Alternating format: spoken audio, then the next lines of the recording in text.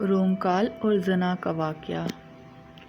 ابو، آج آخری بار میں آپ سے گزارش کر رہی ہوں کہ اگر آپ نے مجھے کل موبائل نہ لا کے دیا تو میں ہرگز کالج نہیں جاؤں گی۔ میری تمام سہیلیاں روز اپنے مہنگے موبائلوں کو اچھال اچھال کر میرا منہ چڑھاتی ہیں۔ واجد غوری صاحب دن بھر دفتر کے گھن چکروں میں الجھنے کے بعد اب اپنے گھر کے دروازے کے اندر قدم رکھ چکے تھے۔ ان کی بیٹی مہم ایک سانس میں یہ ساری باتیں ان کے گوش گزار کر کے اپنے کمرے میں گھس گئی۔ غوری صاحب کی اہلیہ شبانہ غوری کچن کے دروازے پر کھڑی یہ سب تماشا دیکھ رہی تھی۔ اس نے آخر غوری صاحب کو سہارا دے کر لاؤنج کے صوفے پہ بٹھا دیا اور کچن سے پانی لے کر آ گئی۔ میاں بیوی آپس میں اپنی بیٹی کے رویے اور اس مطالبے پر غور کرنے لگے۔ غوری صاحب کا ایک ہی موقف تھا کہ ابھی موبائل لینے کی قطعاً ضرورت نہیں۔ ابھی اس کو چاہیے کہ یہ اپنی پڑھائی پر خوب توجہ دے۔ ایک ماں کی حیثیت سے شبانہ غوری نے اپنے شوہر اپنی بیوی دونوں کی نفسیات سے بخوبی واقفیت حاصل کی ہوئی تھی۔ اس کو سمجھ نہیں آ رہا تھا کہ وہ اپنے میاں کو کیا مشورہ دے۔ میاں بیوی نے باہمی مشورے سے بیٹی کی ضد کے آگے سر تسلیم خم کرنے کا فیصلہ کر دیا۔ وہ رات مہم کی زندگی کی سب سے حسین اور طویل رات تھی۔ اللہ اللہ کر کے رات گزر گئی۔ اس دن صبح اپنی کرنیں بکھیرنے والا سورج غوری صاحب کے خاندان کے لیے ایک خطرناک پیغام لے کر آیا تھا۔ کالج سے واپسی پر مہم کو اپنا موبائل فون مل چکا تھا اور مہم موبائل ہاتھ میں لیے خوشی کے عالم میں کلا بازیاں کھاتے ہوئے اپنے کمرے میں گھس گئی۔ ساری رات وہ موبائل کے ساتھ کھیلتی رہی۔ صبح پھر وہ کالج گئی۔ پورا دن اپنا مہنگا موبائل دکھا کر سہیلیوں کا منہ چڑھاتی رہی۔ دن یوں ہی گزرتے گئے، بات پرانی ہوتی گئی۔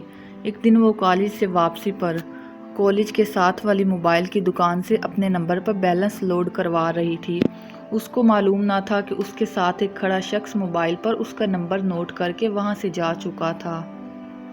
اس رات وہ معمول سے پہلے کمرے میں جا چکی تھی۔ ماں باپ نے سمجھا کہ شاید امتحان کی تیاری کر رہی ہے، مگر ان کو کیا معلوم تھا کہ زندگی کا ایک سب سے بڑا امتحان ان کے سر پہ آنے والا ہے، جس کا نتیجہ ذلت اور رسوائی کے سوا کچھ بھی نہیں ہے۔ اپنی کسی سہیلی کے ساتھ وہ گفتگو میں مگن تھی۔ باتیں کر کے وہ تھک گئی، سونے کا ارادہ کیا، کرسی سے اٹھنے والی تھی کہ اچانک موبائل فون کی گھنٹی بجنے لگی۔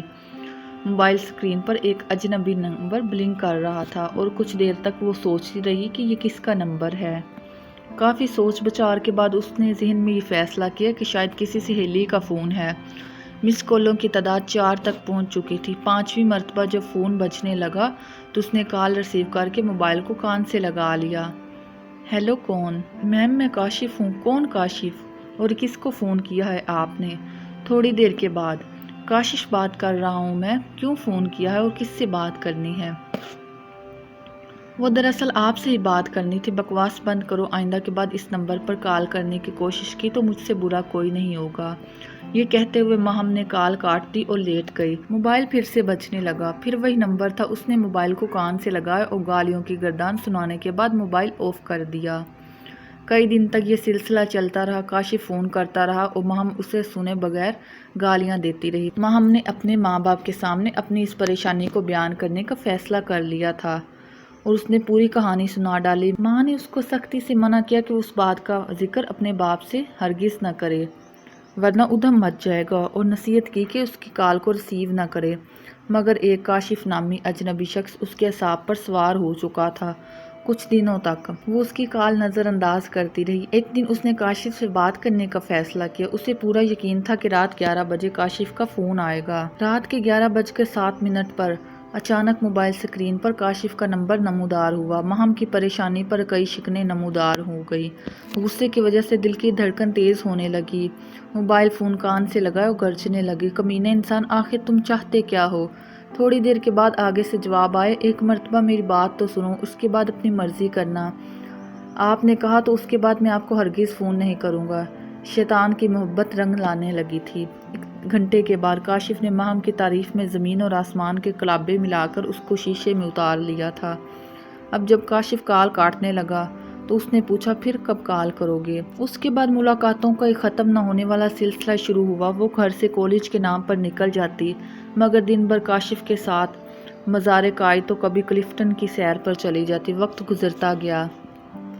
गौरी साहब दफ्तर और समाजी कामों में मसरूफ़। शबाना गौरी साहिबा घरेलू कामकाज में मगन रही। इस इसना में कॉलेज के सालाना इम्तहानात करीब आ गए। माँ रात भर जागती रहती। माँ बाप का ख्याल था कि वो रात भर इम्तहानात में मसरूफ़ रहती है। वो रात भर फ़ोन पर काशिफ से बातें करती, सुबह गुनूदगी के आलम में कॉलेज चली जाती।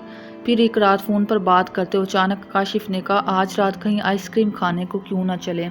माहम ने इनकार कर दिया। काशिफ ज़ोर करता रहा, वो इनकार करती रही।